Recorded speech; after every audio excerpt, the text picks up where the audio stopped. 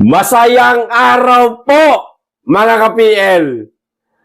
May anomalya na naman sa AFP, mga kababayan.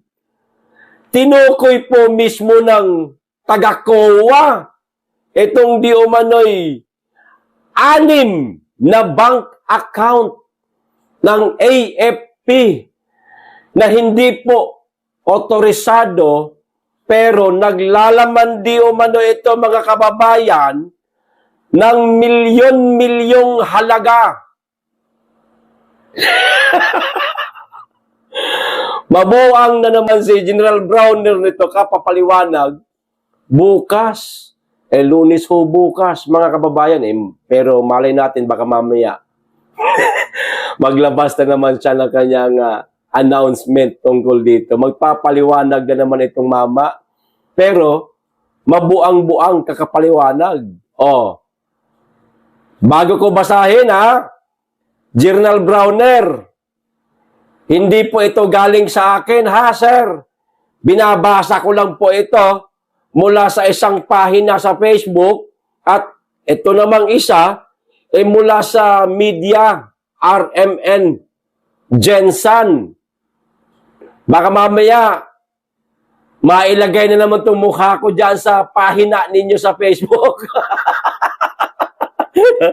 Katulad nung ginamit ko ang video ng Net25 at ang kanilang tawag nito, post sa kanilang social media account. Nagbasa lang ako. Pero nilagay mo talaga yung mukha ko dyan sa, sa inyong pahina na gumagawa ako ng fake news. Nagbabasa lang naman ako. Bakit hindi itong mga, katulad yan, katulad nito, mga mainstream media na naglalabas ng balita ang inyong i-quote, bakit ako pa? Dahil ba DDS ako? At inis na ako sa Administrasyong Marcos dahil sa napakarami ng korupsyon na naungkat. Sa ngayon, ito na ang balita, mga kababayan. Simulan na po natin. Pero bago ko po basahin, makikisuyo po muna sa mga hindi pa po nakasubscribe. Baka naman po. At click na rin ang notification bell para updated kayo sa lahat ng upload. At higit sa lahat, huwag niyo pong kakalimutan, pakishare po sa ating mga kababayan yung mga balitang kagaya nito para malaman po nila kung gaano na po kalaganap, kalala ang korupsyon na nangyayari po sa ating bansa na ito po ang pangunahing nilalabanan po natin. Bakit? Lahat po tayo apektado. Kaban ng bayan ang pinakikialaman nitong mga kawatan. Di ba? Imbis na sa atin mapunta dahil taxpayer tayo, sa bulsa ho nila. Papayag po ba tayo? Itong mga kawatan na nasa gobyerno, daig pa nito ang mga NPA. Di po ba? Ito na ho ang balita, mga kababayan. Mga anomalya sa AFP. Tinukoy ng COA. Napulot ko po ito sa isang pahina sa Facebook na meron pong pangalan na Villagers Point.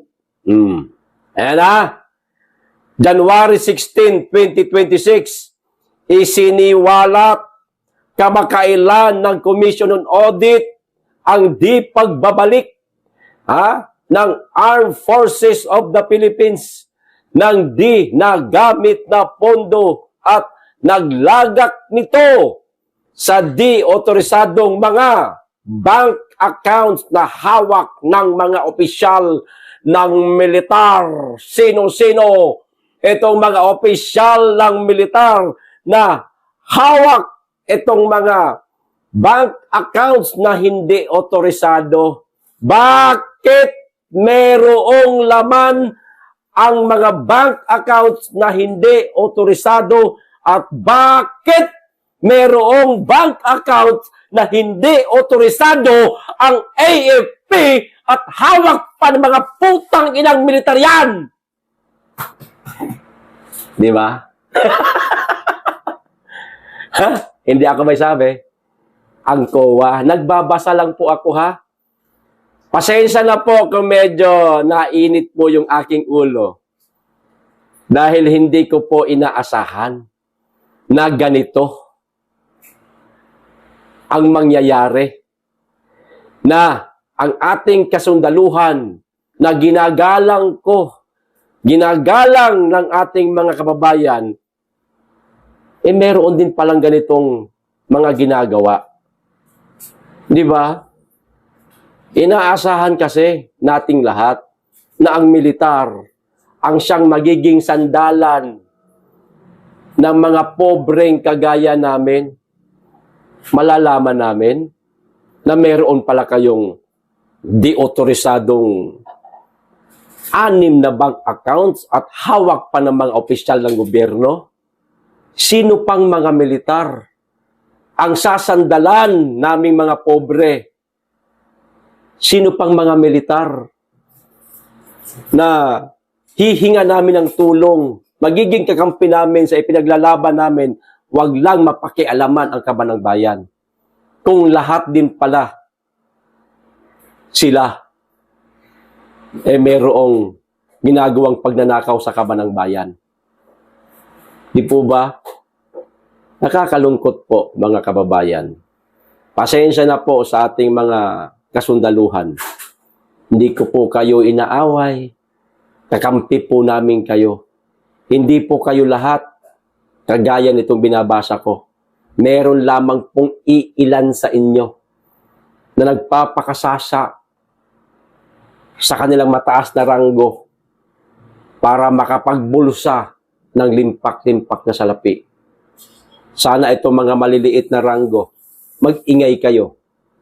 Sabihin nyo kung kilala ninyo kung sino itong mga opisyal ng militar na nagpapakasasa sa kaban ng bayan.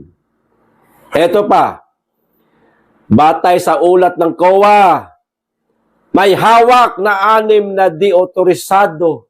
Hindi ha?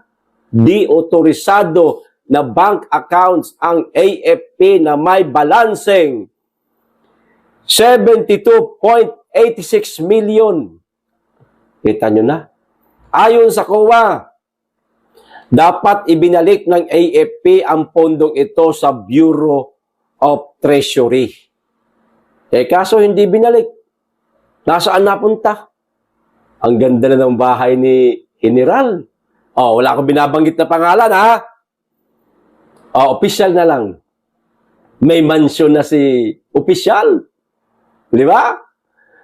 Ang lamang pera ng bank account ay mga di nagastos o pinamahaging pondo para sa AFP Medical Center na meron pong halagang 68.167 million. Presidential Security Command, 4.358 million. Ulitin ko yung nauna kong binasa, 68.167 million. Pangatlo, 335,386 pesos and 40 cents. Inatasan na ang AFP na isara ang mga bank account noon pang Desyembre 2022 at ibalik ang pondo sa Bureau of Treasury alinsunod sa batas. Pero, ito na mga kababayan, hindi ito ginawa ng AFP, mga anak ng yawa talaga. Nag-atas na di umano ang COA. Oy, AFP! Kalampag ang COA. Kinakalampag ang tanggapan ng AFP. Ibalik nyo na ang pondo sa National Treasury o sa tawag nito, sa Bureau of Treasury. Pero hindi po sinunod ng AFP, hindi nakinig sa COA. COA naman. Kung meron po kayo nakikita na mga paglabag na baka pwedeng kayo na po mismo ang magsampa ng kaso o reklamo para yung kahilingan ninyo na ibalik ang pondo sa Bureau of Treasury, mangyayari. Kaso wala kayong ginagawa, kaya ayan, nagbingi-bingihan lang sila. O ngayon, isisiwalat ninyo. Ginagalit lang ninyo ang tao. Imbis na ganoon kataas ang paggalang namin sa AFP, layo na, ganito na. Samantala, siningil ng COA ang AFP General Headquarters sa 201.86 million pondong unliquidated pati, mga kababayan, unliquidated o mga nagastos na walang isinumiting ulat para sa taong 2024. Ayon sa COA, may bahagi ang pondong ito na unliquidated mula pa 1981 o 43 taon na mula nung ginastos. 43 years na po na ginagawa di umano ito ng AFP, mga kababayan. Itong ganitong hindi po pag-liquidate. Mula pa nga daw 1981, 43 taon na mula nang ginastos. Tende. Ang dami na palang mga AFP Chief of Staff. Ang masasangkot dito kung magkaroon man ng kasuhan. Damay si Browner, kapapasok. Browner! Sir!